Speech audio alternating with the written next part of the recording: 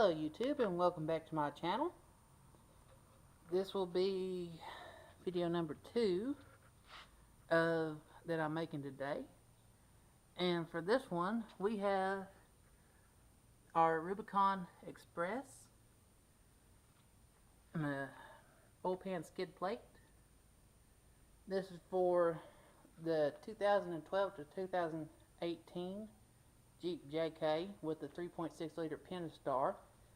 So if you have one of the earlier model JKs, I believe they started production around 06 up until 2011. They had the 3.8 liter V6. So you will need a different skid plate than the one I have. This is a relatively thick plate, and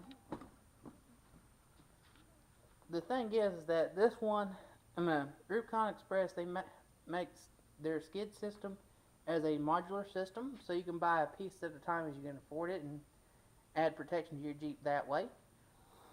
My Jeep has the 6-speed manual transmission, so I have no exposed transmission lines. I have no oil pan on the transmission that needs to be protected.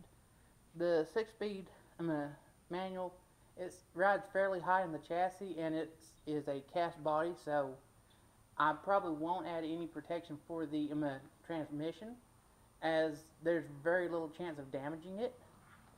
But the oil pan is definitely something you want to protect if you're going off-road, and that you know, all it takes is one good stick that's stuck in the ground, tree stump,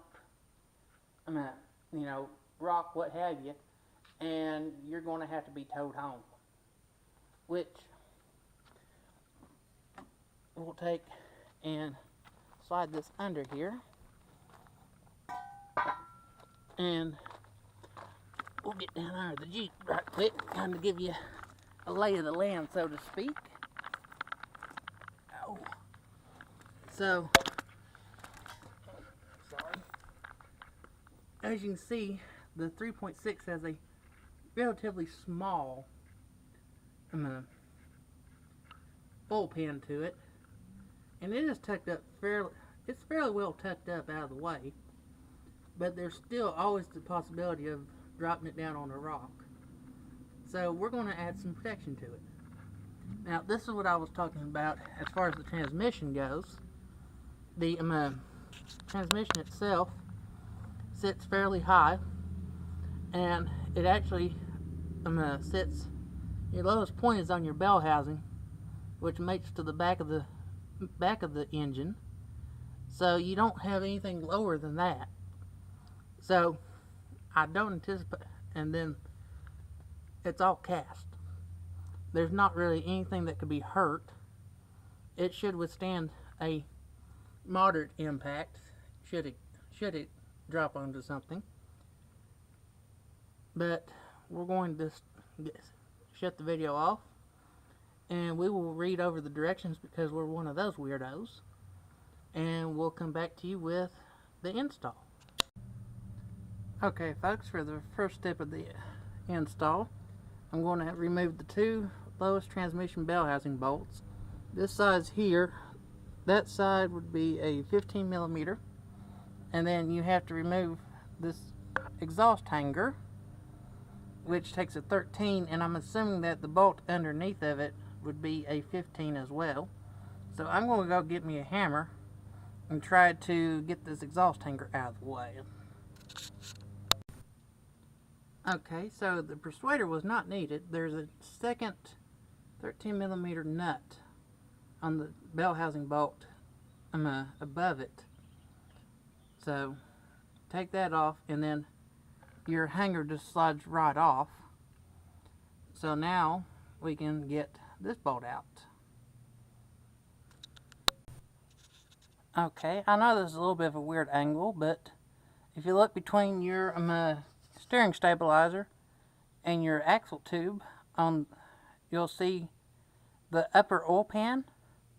It's the 3 center bolts in the front are the 3 that you want to remove to mount this oil pan skid plate up. So we're going to take and get those little buggers out, and then hopefully the install should just be put in place and start the bolts. Okay, so we have all three of those bolts out. They are 13 millimeter. They're a little bit of a pain to get to where they're at, but we should be ready to set the skid pan up in place and start putting a few bolts in it. Now, if you've watched my other video where I installed skid plates for the differentials, you'll already heard me say this, but it's always best when you're putting something like this on to just put it in place, get all your bolts started, but don't tighten them. That way you have some play to get all your bolts in and started. If you put them in and then tighten them without getting all your bolts in place and threaded into the holes, then you're very likely to run into issues with your bolt holes not lining up. So we will start getting this thing up under the Jeep. Okay folks, so this is why you always want to test fit your parts. I got it up under the Jeep. I got one bolt back here started, tried to push it up to get my other side, and right here in the middle is hitting on the transmission. So the Rubicon Express oil pan skid apparently is designed to go with the automatic, with it being flat across. So I'm going to have to take my grinder. I'm going to have to take a little material off. That way I have clearance for it to come up and get my other bolt in. So I'm going to quickly do that, and then we'll get back under the Jeep and test the fit again. Okay folks, so this is my second go at it. As you can see, the kind of spot in the middle of it was the first go at fitting.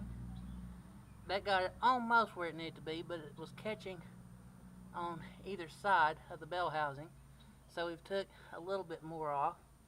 So I just want to say, for the record, if you had the manual transmission, this skid plate will need to be fitted. I'm using my little angle grinder.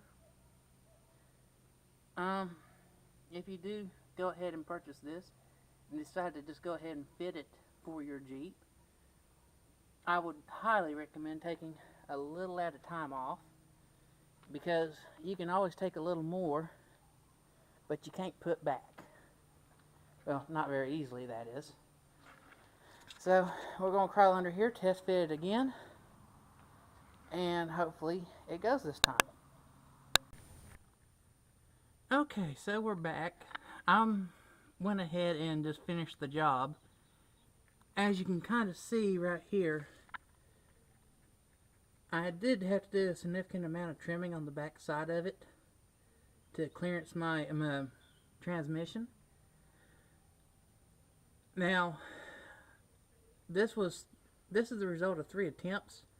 I probably could have took it down out from here and done a little more trimming on the corners, but I did manage to get it close enough that I basically put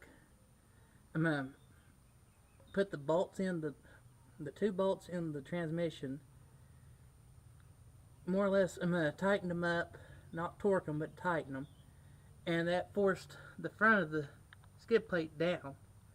So then I got my roll jack, and I basically used my floor jack as a persuader and jacked it up to get the front of it up in place, and then put my 3 bolts in the front, torqued them down, and then I came back and torqued the 2 transmission bolts, and then reinstalled the spring hanger.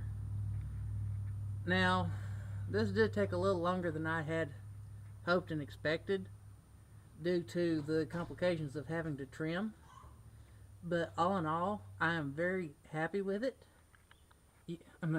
As far as oil changes, it does leave your drain plug really accessible. There's no, having to fool with, trying to get through a little port.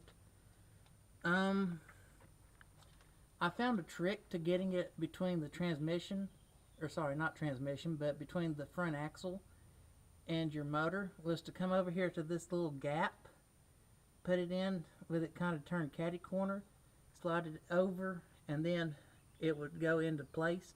If you try to just go straight in where it has the bend up with your 3 bolt holes for the front, it's a really, really tight fit unless you was to jack the body up and take some of the pressure off your suspension to give you more clearance. But you can turn it a little sideways and slip it in without too much trouble. All in all, I honestly like the way this looks. I like the way that it mounts, in that it, 3 solid mounting points. There's no bracketry, so to speak, to complicate things. It's just, apparently this was designed for the automatic transmission, and it is no simpatico without a little bit of massaging. But all in all, I think that is a job complete. That's not what the video's about, sweetheart. Okay, she insists on you seeing the yard. You're getting way off topic of this. Look how beautiful our lawnmower cuts. Let's see what looks. I don't think she's had enough sleep lately. So, before we get too far sidetracked, I suppose we will end the video there. Now, Let me do the ending. okay, she wants to do the ending. Make sure you subscribe to my channel before you go. Hit that little notification bell so you're not missing out on any of his videos. And give this video a big thumbs up if you don't mind. We would really appreciate it. See you.